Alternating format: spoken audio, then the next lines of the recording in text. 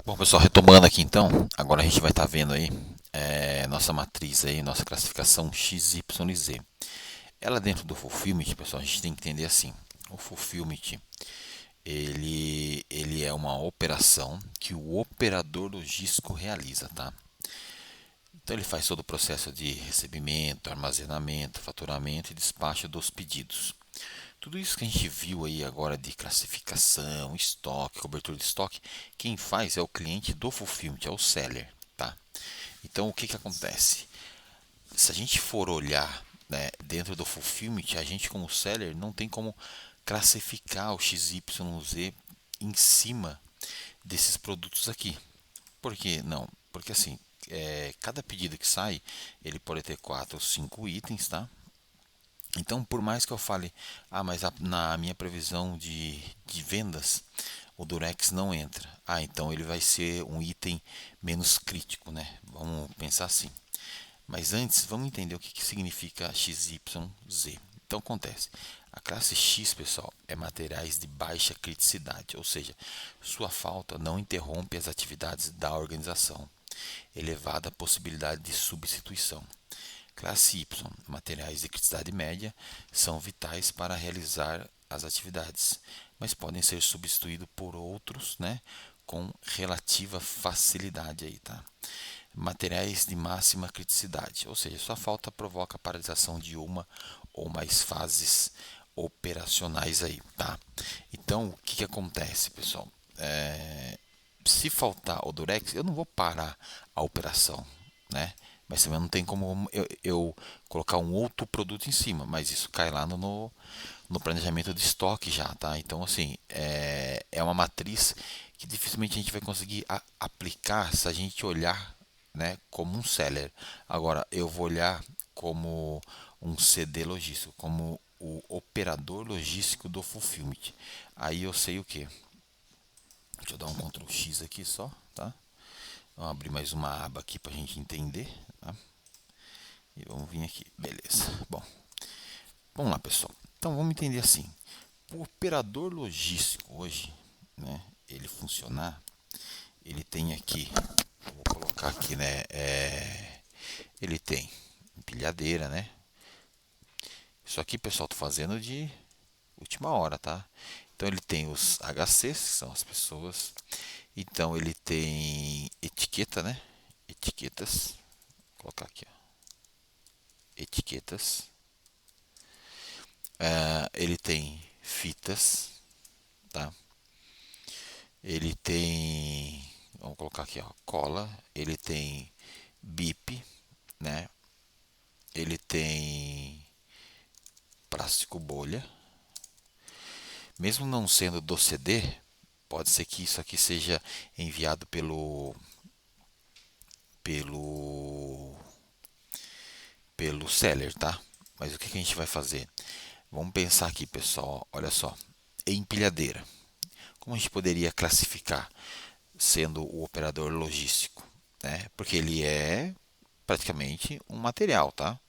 Ou seja, ele pode travar o meu processo. Então a sua falta não interrompe as atividades da organização, certo?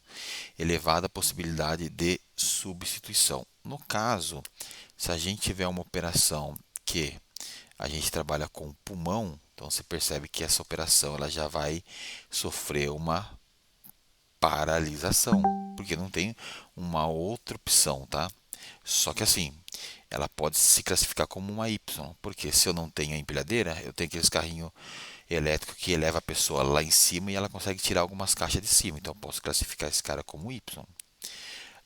Pessoas, cara, isso aqui tem que classificar já como Z, porque se eu não tenho, o processo não acontece. Etiquetas, se eu não tenho, o processo não acontece e não dá para substituir. Isso aqui tem que ser Z.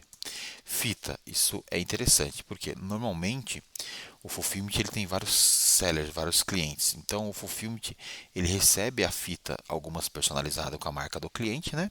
Para que seja embalada as caixas. Mas numa falta dela, eu paro o meu processo. Mas eu tenho uma fita aqui que é transparente, daria para embalar a caixa e seguir. Legal.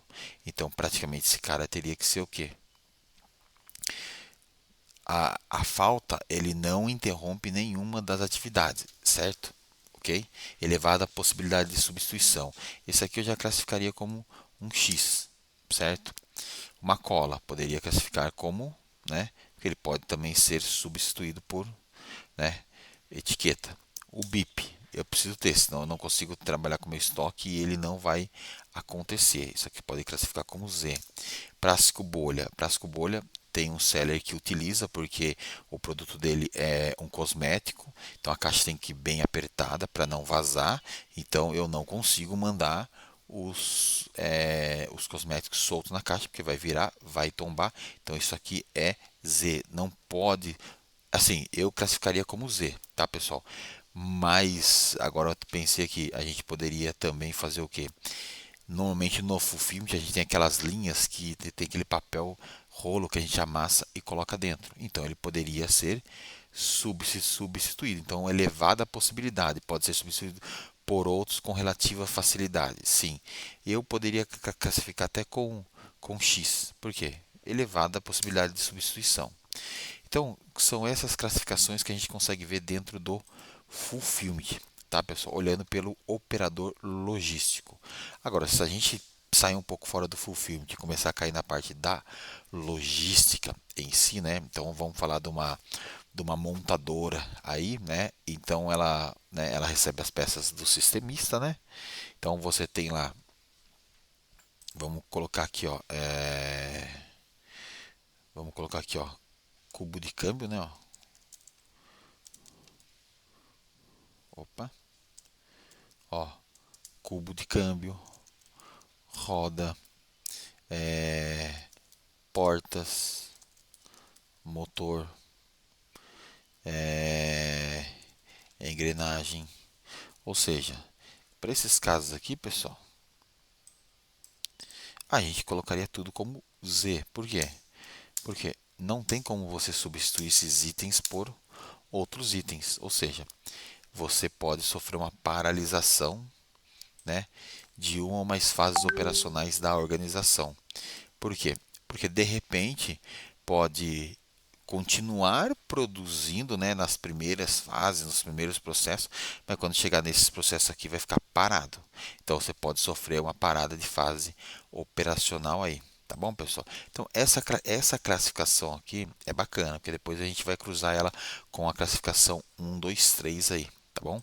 E a gente pode também classificar isso daqui cruzando com curva A, B e C. A gente não fez o cruzamento com esses itens aqui nosso, porque o que acontece, pessoal?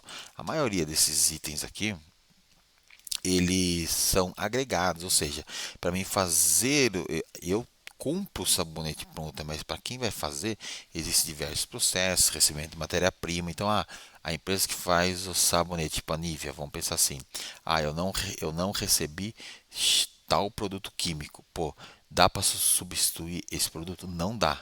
Então, ou seja, é uma parada de linha. Por exemplo, borracha, né? Os produtos que chegam para fazer a borracha, dá para substituir? Não dá também. Então vou ter que, né? Então assim são n pontos aqui que a gente não consegue classificar como X ou Y aí. Tá bom, pessoal? Perfeito.